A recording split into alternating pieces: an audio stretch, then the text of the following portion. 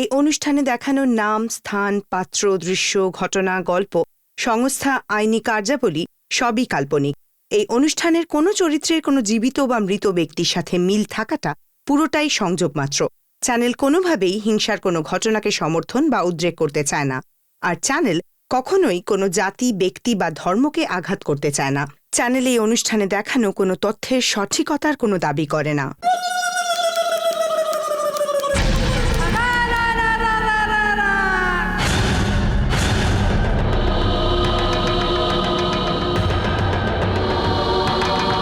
না কাঁদিস না, এখনই দিচ্ছি, চুপ কর।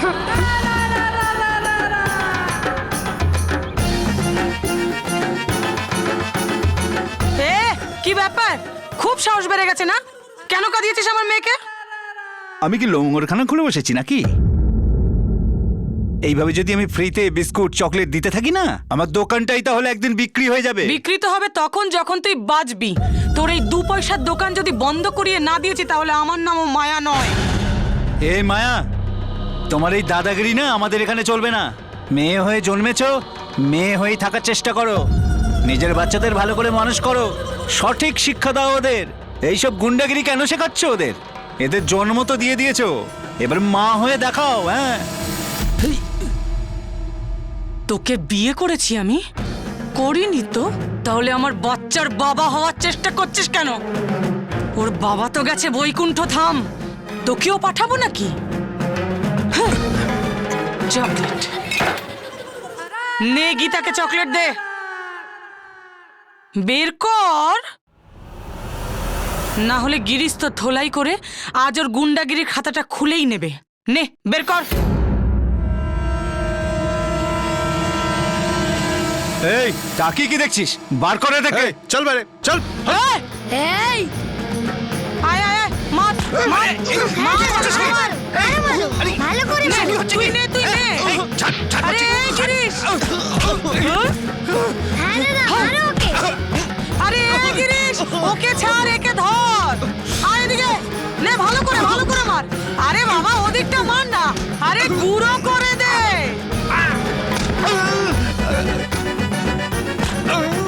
চল এবার ওকে ছাড়, এবার এই দোকানটা নষ্ট কর। নে ভাঙ, দোকানটা ভাঙ, যা। 1 2 3 শুরু। আরে ভাই ওদেরকে কেউ করে দাও। আরে আরে ব্যাস ব্যাস ব্যাস, বাহ বাহ বাহ, আমার ছেলে, ভালো করেছিস ভালো করেছিস।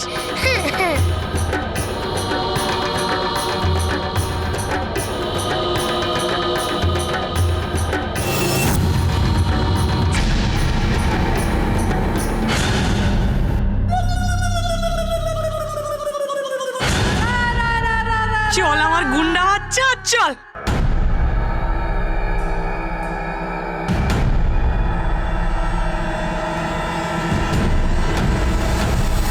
কখনো দেখেছেন কি আপনি এমন বিচিত্র, আক্রমণাত্মক আর বিপজ্জনক পরিবার?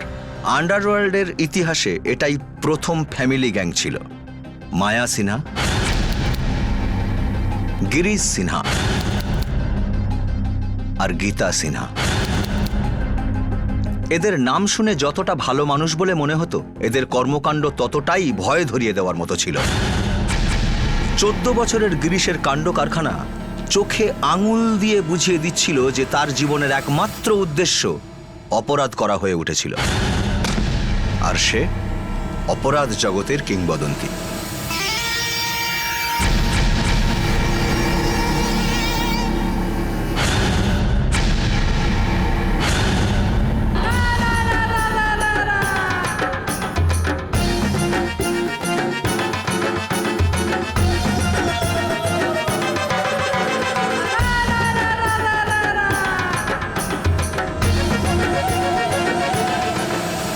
এইভাবে মায়া, গিরিশ আর গীতার অত্যাচার তাদের গোটা শহরের পরিবেশে আতঙ্কের বিষ ছড়িয়ে দিয়েছিল।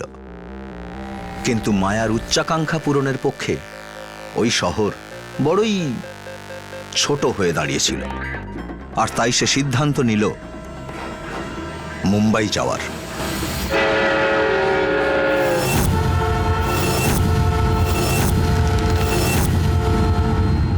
মায়ার এই সিদ্ধান্তেই মুম্বাইয়ের ভাগ্যে সংযুক্ত হল এই প্রথম গ্যাংস্টার ফ্যামিলির নাম।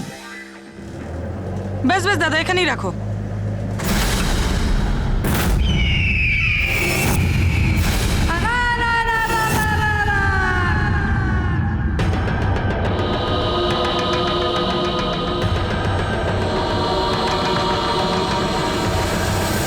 মুম্বাই পুলিশে বরাবরই একের পর এক অসম সাহসী অফিসার কাজ করে গেছে, আর এদের মধ্যে বলার মতো একেবারে উপযুক্ত এক তরুণ উদ্যমী সাহসী অফিসার অনিল বার্বে।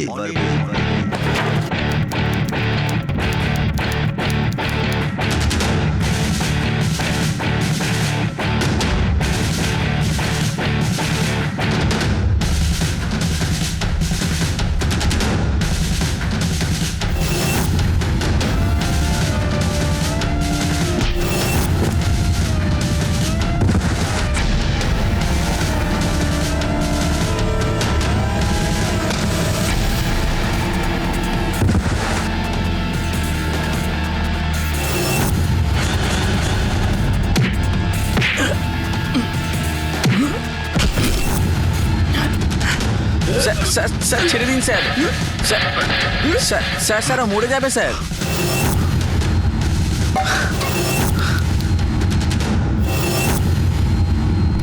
স্যার, এ হলো সোনু আদেকার, একটা মারাত্মক গ্যাংস্টার।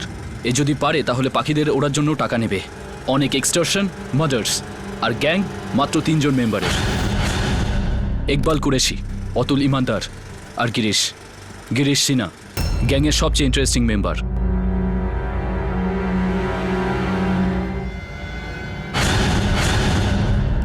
কি বে, হ্যাঁ হানিমুনে যাবি কি যাবি না? মনে হচ্ছে তোর বাপের তোর হানিমুন নিয়ে কোনো চিন্তাই নেই। আবে কিছু কর, হ্যাঁ?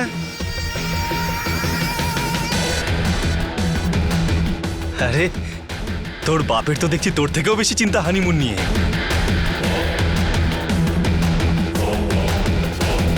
এ শাটার খুলবে।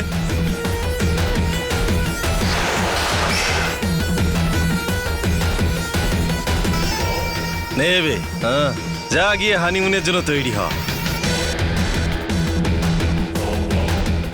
আমার ছেলেকে ছেড়ে দাও প্লিজ।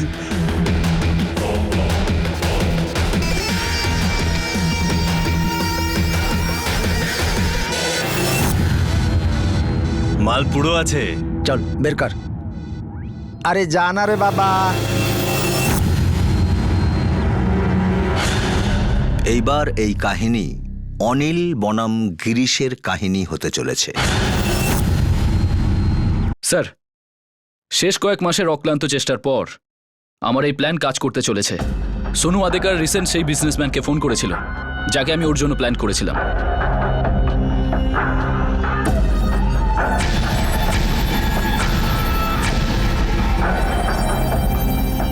আমাদের প্ল্যানটা কাজে লেগেছে স্যার। আমরা শেষমেশ আডেকারের গ্যাংয়ে ঢুকে গেছি স্যার।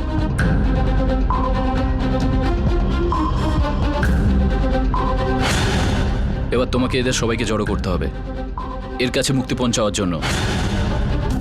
স্যার, আগামীকাল ও পুরো গ্যাং নিয়ে শহরের বাইরে একটা ফার্ম হাউসে আসার কথা মুক্তিপণের টাকা নেওয়ার জন্য। আমরা ওখানেই ওকে অ্যারেস্ট করবো স্যার।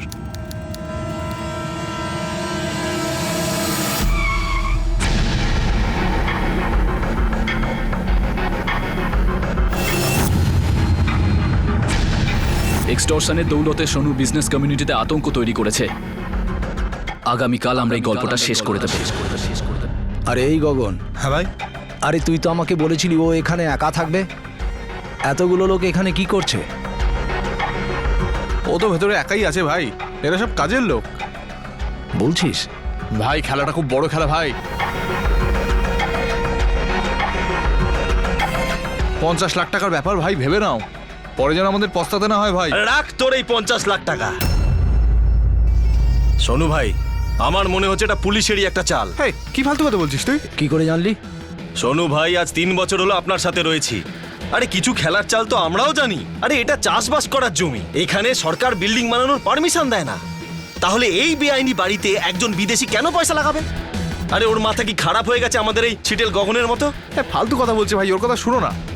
চুপ কর, এর কথাটা আমার ঠিক বলে মনে হচ্ছে। এবার আমি দেখাচ্ছি আসল সত্যিটা কি।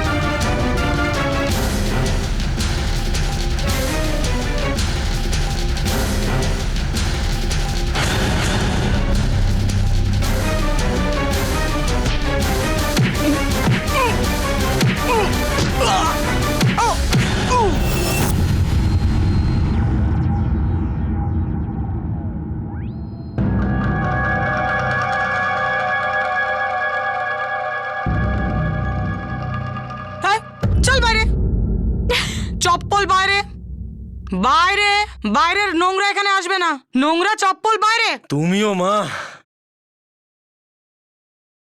কি মা করিস? যখন বাইরের নোংরা ঘরে আনিস তখন মাকে ভুলে যাস? আরে কতবার বলেছি বন্দুকগুলো পরিষ্কার রাখতে, যদি নলটা ফেটে যায়, ফায়ার না হলে কি করবি? আরে এই নলের কথা ছাড়, এখন তো আমাদের কপালই ফেটে গেছে। কি হয়েছে দাদা? গীতা, গ্যাং শেষ। সোনু ভাই আর আব্দুল্লাহ ধরা পড়ে গেছে, ইকবাল স্পট ডেড। এখন ওই দারোগা হাত ধুয়ে আমার পেছনে পড়েছে। হে গীতা, মা নে, তৈরি হয়ে নে, আমরা এক্ষুনি বিহার চলে যাব, আমাদের গ্রামে।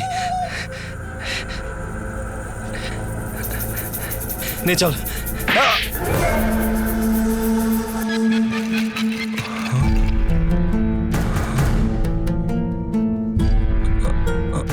আরে আমরা কি রেলওয়ে প্ল্যাটফর্মের কোনো ইঁদুর নাকি যে কেউ আমাদের ধমকাবে আমরা গর্তে ঢুকে যাব? আরে এই দিন দেখার জন্য কি তোকে আমি বুকের দুধ খাইয়েছি? তাহলে কি চাস তুই, যে আমি মরে যাই? এখানে দারোগার অপেক্ষা করি যে এখানে এসে আমায় ঠুকে দে, আমার এনকাউন্টার করে দে? আরে মাথা মোটা বলদের মতো কথা বলবি না, নাহলে আরেকটা থাটিয়ে দেবো কানের গোড়ায়। এটা খুবই ভালো হয়েছে যে তোর পুরো গ্যাং শেষ হয়ে গেছে। আরে কালী ঠাকুর তোকে রাস্তা দেখিয়েছে উন্নতি করার, বোম্বেতে রাজত্ব করার। মা তোর এই রেডিওটা বন্ধ কর, এখন কি করতে হবে বল। শোন, তুই একটা নতুন গ্যাং বানা, যাতে শুধু 3 জনই থাকবে, তুই, আমি আরে গীতা। ওই বড় লোকগুলোকে ছাগলের মতো দৌড় করাতে করাতে ওদের থেকে মাল খিচে নেব। এই দেখ, একটা লিস্ট তৈরি করেছি যাদের কাছ থেকে আমরা মুক্তিপণ চাইব। এর মধ্যে সবার খবর আছে। 37 ডাক্তার, 15টা বিল্ডার, 10টা কাপড়ওয়ালা আর 13টা বড় বড় দোকানদার। প্রত্যেক সপ্তাহে যদি একজনের থেকেও টাকা আদায় করতে পারি, তাহলে আমাদের সারা মাসের ধান্দা হয়ে যাবে। শোন, এবার বোঝাবো প্ল্যান তোদেরকে, বস। শোন, এবার থেকে গীতা ওদের সবার সম্পর্কে খবর জোগাড় করে বেড়াবে, ওরা কি কি করে, রোজ কোথায় যায়। তারপর আমরা ফোন করব। গিরিশ, তুই আন্ডারগ্রাউন্ডেই থাকবি। যদি কখনো এমন হয় কেউ টাকা দিতে রাজি হলো না, তখন তুই আসবি, ওদের গুলি করে চলে যাবি। তৈরি হয়ে যা, আমরাই হব বম্বের আন্ডারওয়ার্ল্ডের প্রথম ফ্যামিলি গ্যাং। শুনেছি তুমি বিলেতি গাড়ি কিনেছো, লাখ লাখ টাকা খরচ করেছো গাড়ির পেছনে, আর আমাদেরকে একটা টাকাও ঠেকাওনি। এবার 5 লাখ টাকা আমাদেরকে দেবে, কাল টাকা ভ্যাটে ফেলে দিয়ে চলে যাবে।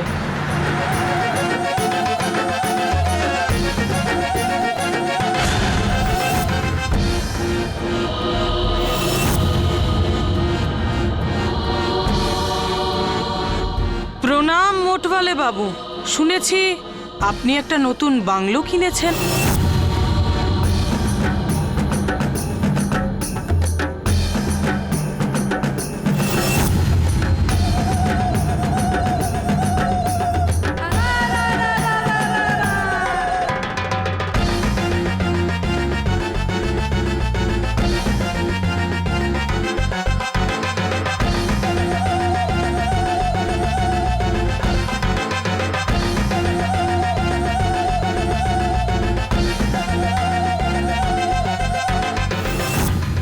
মা, মা, মা, চেঁচাচ্ছিস কেন? মা, ওই শেঠ পয়সা নিয়ে আসেনি, মনে হচ্ছে ও মাল ছাড়বে না। এই গিরিশ, হ্যাঁ মা বল। তোকে আসতে হবে।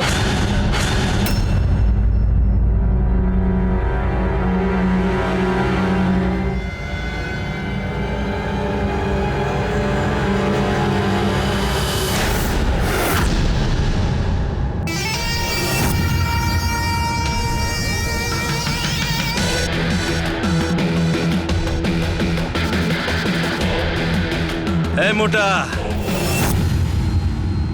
যতই ছুটিস তোর চর্বি গলবে না।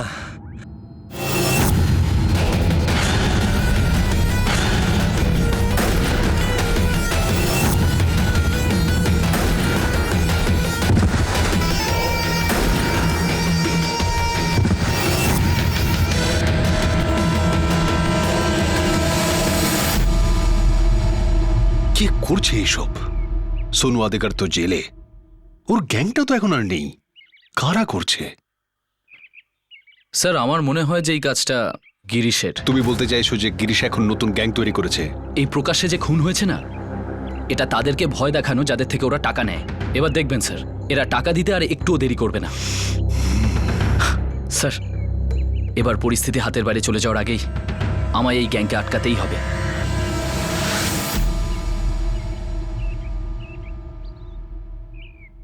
শেষ অবধি তুমি পুলিশ হয়েই দেখালে, হ্যাঁ? ঋতু যোশী? একদম ঠিক চিনেছ। আমাকে ভুলে যাওয়া অতটাও সহজ না। তুমি এখানে কি করছো? তদন্ত। তোমার কেন কোনো সমস্যা আছে? হ্যালো, এভাবে দেখছো কি? নিউজ এশিয়া টাইমসের ক্রাইম রিপোর্টারের দিকে ওভাবে তাকালে কি হতে পারে জানো? গ্রেপ্তার হয়ে যেতে পারো, লাইফ লং। স্যার ও হলো ঋতু যোশী, কলেজে ও আমার ব্যাচমেট ছিল। Hi sir, pleasure to meet you. The pleasure is all mine. Excuse me sir,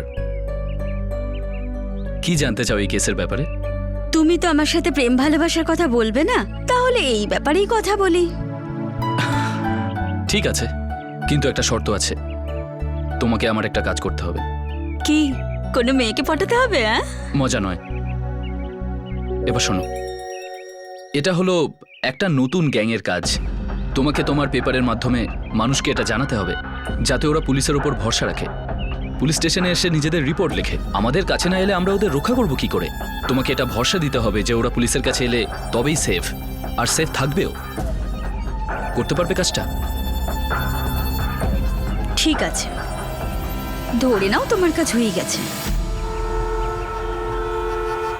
মাত্রবাবু please কিছু করুন। আপনি রিপোর্ট লেখান, আমরা নিশ্চয়ই অ্যাকশন নেব। ওকে, এসো অনিল, পরিচয় করে দিই। ইনি হচ্ছেন মিস্টার মোহন ভান্ডারী। হ্যালো। হ্যালো ইন্সপেক্টর সাহেব। ওনার কেসটা খুবই ইউনিক। আমি নিউজ পেপারে আপনাদের আপিলটা পড়ে এখানে চলে তো এসেছি, কিন্তু সত্যিটা হলো আমি খুব ভয় পেয়ে আছি। মানে বলতে চাইছি, আপনারা আমাকে প্রোটেকশন দিতে পারবেন তো না? দেখুন ওরা ভীষণ ভয়ঙ্কর। দেখুন, ভয় পাবেন না। আপনার এখানে আসার সিদ্ধান্ত একদম ঠিক। বলুন কি হয়েছিল, কে ফোন করেছিল? একজন মহিলা আমাকে ফোন করেছিলেন। আমি কে বলছি? তোর মা। মহিলা? মহিলার আবার কবে থেকে এই কাজ করা শুরু করে দিল? আর উনি আমাকে পরিষ্কার বললেন যদি আমি ওকে পয়সা না দিই তাহলে তাহলে ওরা আমার সেই হালই করবে যেটা ওই হিরে ব্যবসায়ীর করেছিল পার্কে। মিস্টার ভান্ডারি একদম চিন্তা করবেন না, আপনার সিকিউরিটি এবার আমাদের দায়িত্ব। বাগমারে, স্যার তুমি তোমার সঙ্গে একজন কনস্টেবল নাও আর 24 ঘন্টা ওনার সঙ্গে থেকো, ওনার কিচ্ছু যেন না হয়।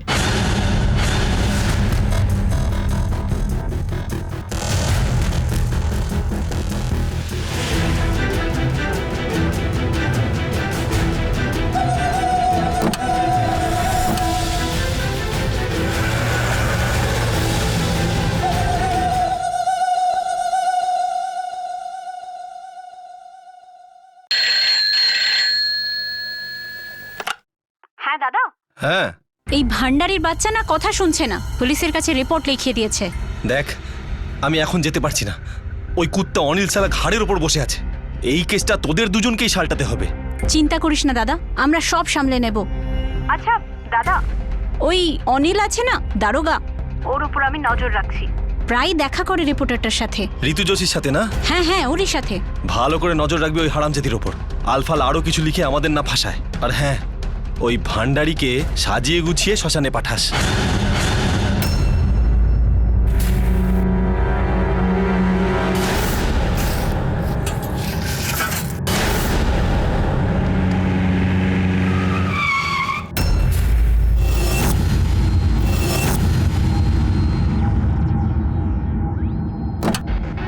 সব ঠিকঠাক চলছে? স্যার, আপনার জন্যই অপেক্ষা করছিলাম।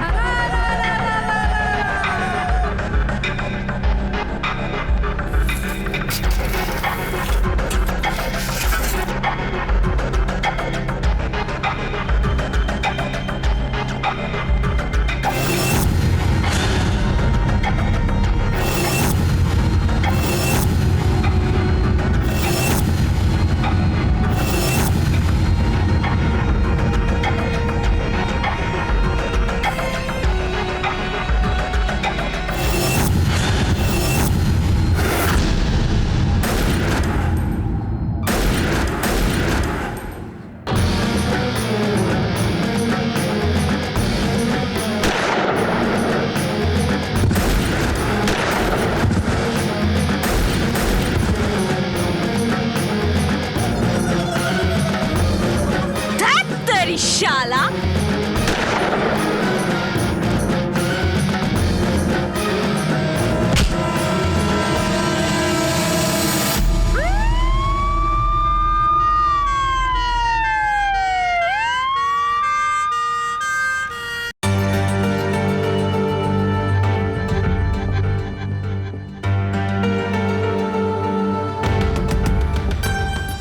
স্যার, মিস্টার ভান্ডারির সঙ্গে খুব খারাপ হয়েছে।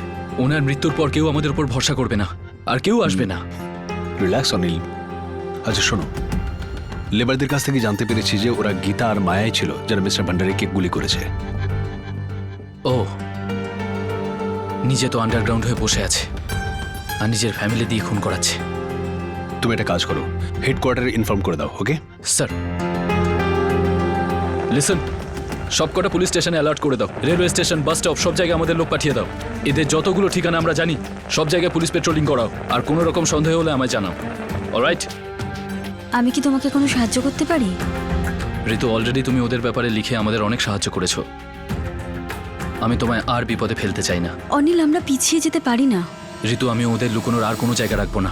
ওদের স্কেচ বানিয়ে প্রত্যেকটা রাস্তায়, প্রত্যেকটা মোড়ে আটকাবো। তারপর দেখবো কোথায় যায় এরা।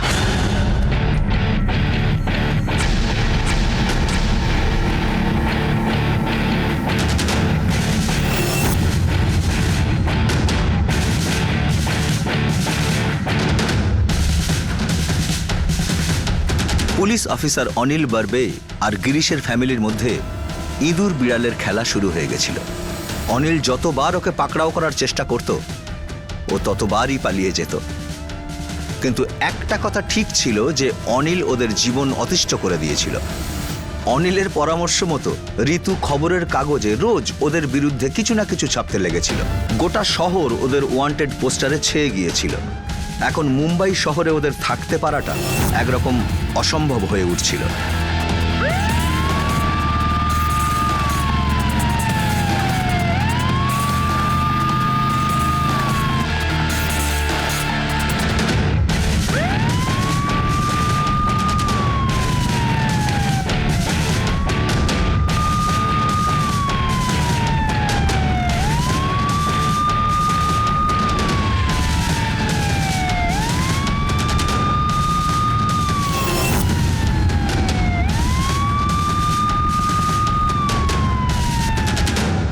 শোন গিরিশ, মন দিয়ে শোন, এখান থেকে দূরে থাকিস এখন।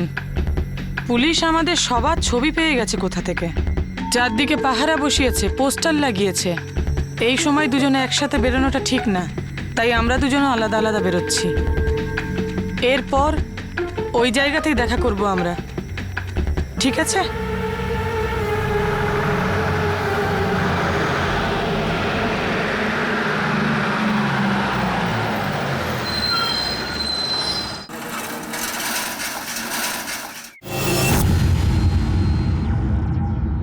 এই তিনজনের মধ্যে আপনারা কাউকে দেখেছেন?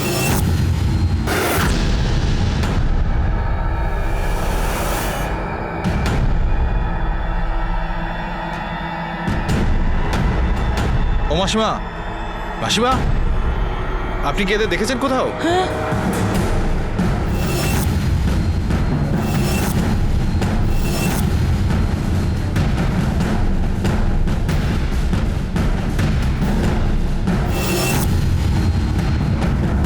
এই দাঁড়াও।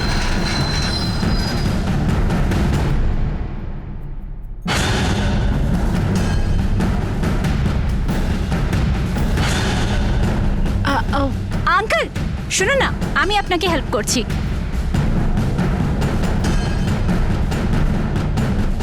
শোনো, তোমার বাঁধনটা খুলে গেছে।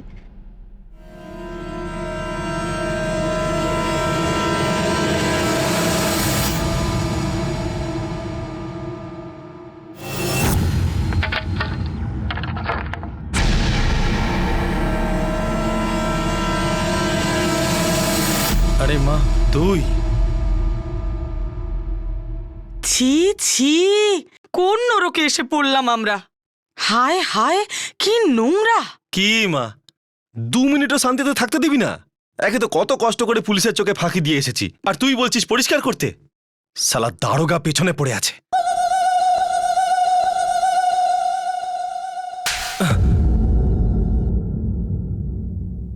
কেন মারলাম তোকে বল না?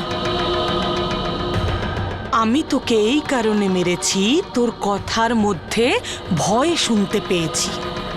ভয় পাস নাকি তুই ওই অনিল দারোগাকে? ওকে ভয় আমি একদমই পাই না, কিন্তু একটা কথা কান খুলে শুনে রাখো, আমি কিন্তু বড় হয়ে গেছি। কথায় কথায় থাপ্পড় মারা বন্ধ করো, না হলে কিন্তু। না হলে কি কি করবি তুই? ও এবার বন্ধ করো। আগে এই বুড়ির পরচুলটা খোলো। দেখে তো মনে হচ্ছে যেন কালকের মধ্যেই তুমি ঘাটে উঠতে চলেছো। চুপ কর দাদা দালাল, মুখ না চালিয়ে হাতটা চালা। কি নোংরা হয়ে আছে চারিদিকে, তাড়াতাড়ি পরিষ্কার কর, অনেক কাজ পড়ে আছে। এই নে শুরু কর, ধুলো পোছার কিছু দে, কাপড় চোপড় কিছু।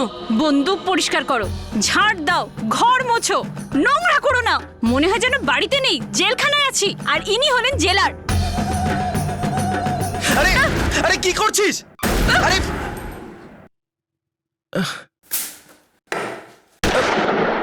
গীতা দেখ,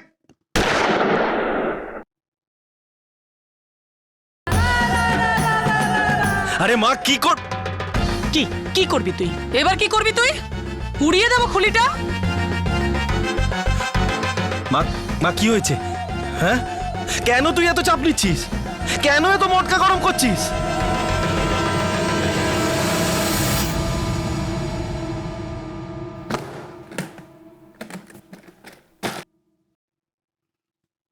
এই দেখ, কি এটা?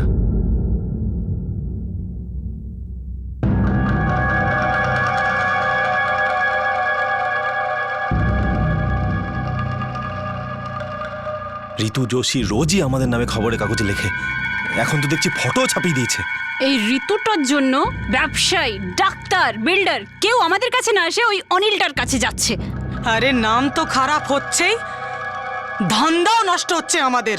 আর দাদা, ওই মেয়েটা আছে না ঋতু, ওর সাথে ওই অনিলের চক্কর চলছে।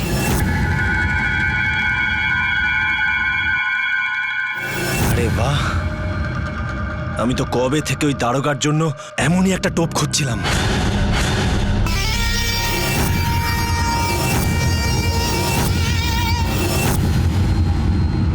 কি খবর আছে, কিছু জানতে পারলে? স্যার, ওই বস্তির আশপাশে না রোজ আমি বরফ বেচার বাহানায় যাই, কিন্তু ওই লোকটাকে তো দেখতেই পাই না। মোহন ভান্ডারীর মার্ডারের পর ওর ফ্যামিলিরও কোনো খোঁজ খবর নেই স্যার। আর একটা কথা স্যার, কাল রাতে আমি একটা বাড়ি বরফ দিতে গিয়েছিলাম। ওখানে একটা লোক ঋতু যোশীর নাম করছিল।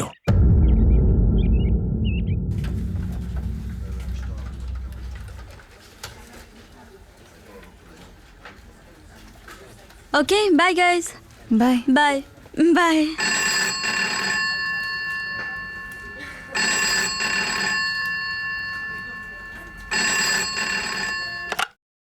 হ্যালো, হ্যালো, ঋতু কোথায়? ও জাস্ট এক্ষুনি বেরিয়ে গেল। ওকে আটকা, ওর প্রাণে ঝুঁকি রয়েছে। কি? হ্যালো হ্যালো,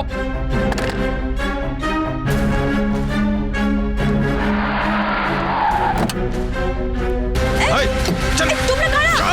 কি করছো এসব?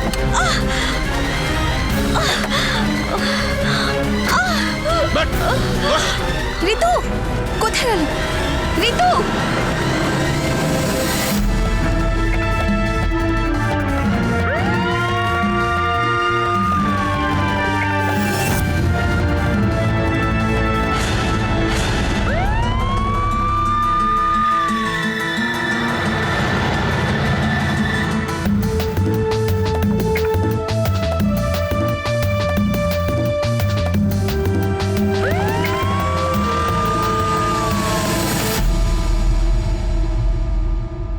খোল, কারা তোমরা? এইদিকে তাকা। তুই কি জানিস আমরা কে? খুব ভালো করে চিনি তোমাদের। তোর সাহস হয় কি করে আমাদের বিরুদ্ধে লেখার? কি করে হলো? নিজেরা বড় বড় আরামকে দাঁড়ায় বসে আমাদের ওপর নীতি ঝাড়ছিস? তুই কি দেখেছিসটা কি জীবনের? কি মনে হয় তোর আমরা কি এখানে শখ মেটাতে ফুর্তি করতে এসেছি?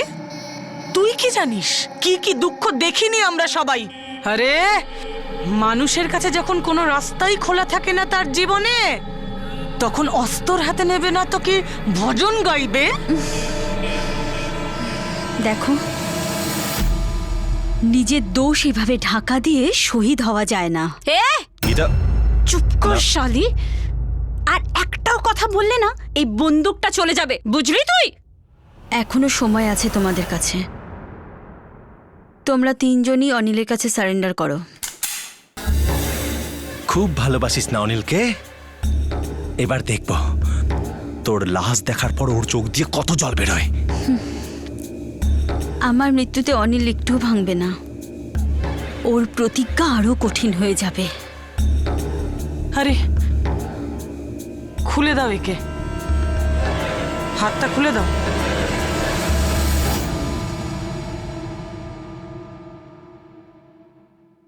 নে এবার বল, 5টা বন্দুকের মধ্যে কোন বন্দুকের গুলিতে তুই মরতে চাস? আর কোনো শেষ ইচ্ছে থাকলে সেটাও বল, পূরণ করব আমরা। পূরণ করবে? হ্যাঁ করব। মরার আগে তোমাদের তিনজনের নিজেদের অপরাধের শাস্তি পেতে দেখতে চাই। তার আগে তোর অপরাধের শাস্তি আমরা তোকে দেব।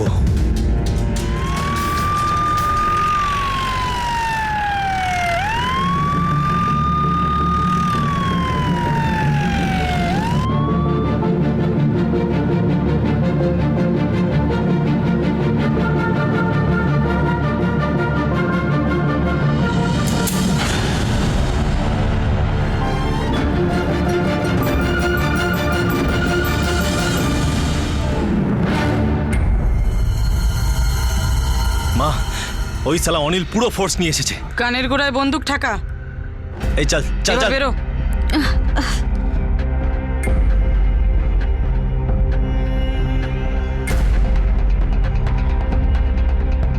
এই কেউ যদি এক পা এগোনোর চেষ্টা করে এই মেয়ের মাথার খুলি ফুটো করে দেবো বলে দিলাম। কেউ ফায়ার করবে না। যত পালানোর পালিয়ে নে গিরিশ, কিন্তু একটা কথা মনে রাখবি, তোরা মাত্র 5 জন আর আমরা পুরো পুলিশ ফোর্স। এই গিরিশ একদম কান্দিস না, ও বকতেই থাকবে। তোমরা সবাই লাইনে পেছনে, লাইনে থেকো না, পিছিয়ে যাও মেয়েটার পেছনে। চলো চলো। পুলিশদের দিকে গুলি চালা।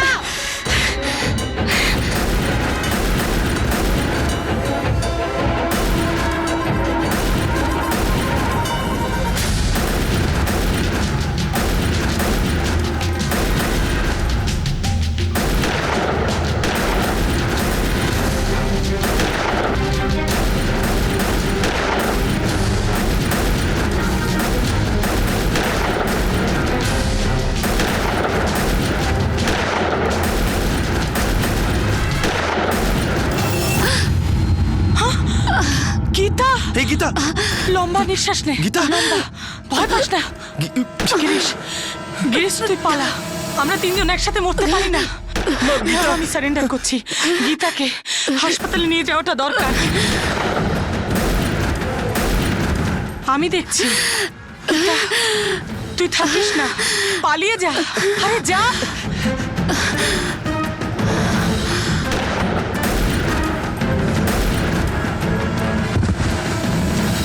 আরে সাহেব, গুলি চালিও না, আমি সারেন্ডার করছি। আরে দারোগা বাবু, আমি সারেন্ডার করছি।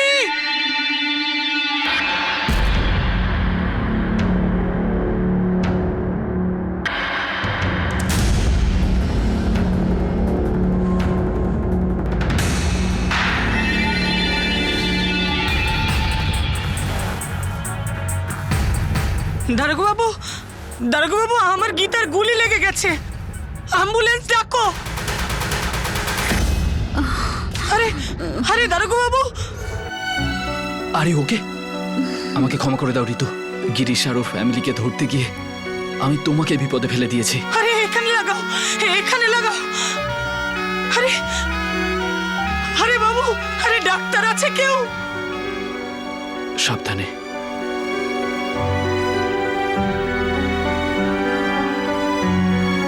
একদম সামলে।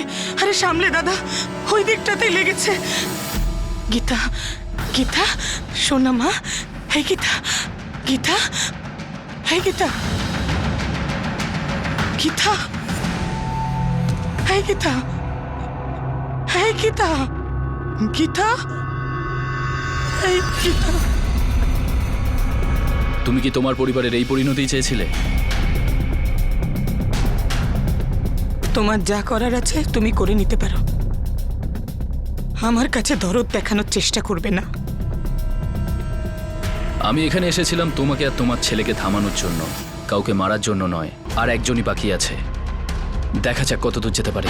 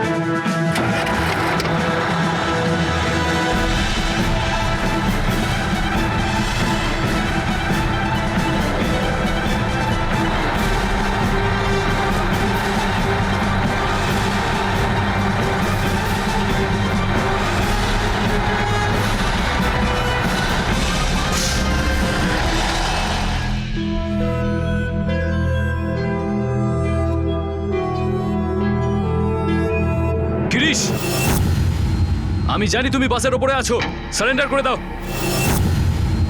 এখনো সময় আছে গিরিশ, তোমাকে ভালোভাবে বলছি, সারেন্ডার করে দাও।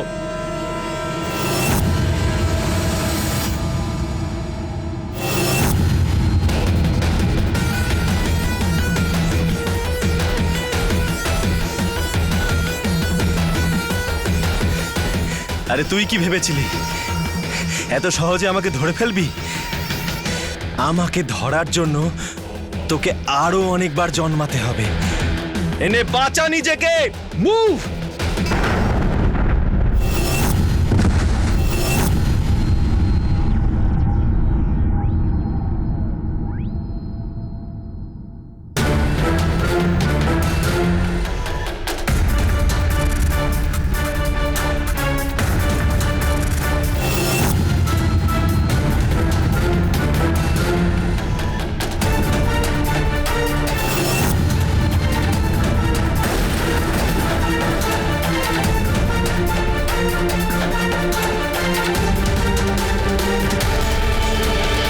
দাঁড়া বলছি গিরিশ!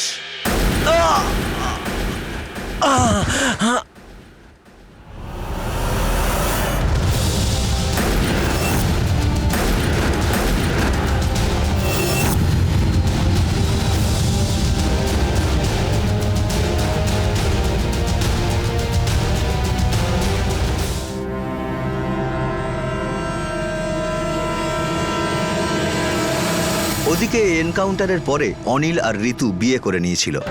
অনিলকে সাহসিকতার পদকও দেওয়া হয়েছিল। রইল বাকি গিরিশের মা মায়ার প্রশ্ন। তো সে জেলের মধ্যে পচে মরছিল আর হয়তো নিজের জীবনের সবচেয়ে খারাপ সময় কাটাচ্ছিল। নিজের দুটো সন্তানের সব দেহের বোঝা নিজের হৃদয়ে বয়ে বেড়ানো মায়ার মতো মায়ের পক্ষেও সহজ নয় হয়তো। এই জন্যেই তো কথায় বলে, বসালে বাঁশের ঝাড় তো ফল কোথায় পাবে। খারাপ কাজের ফল সবসময় খারাপই তো হয়, তাই কিছু করার আগে চিন্তা অবশ্যই করুন। এইবার তাহলে আমাকে বিদায় দিন। ধন্যবাদ।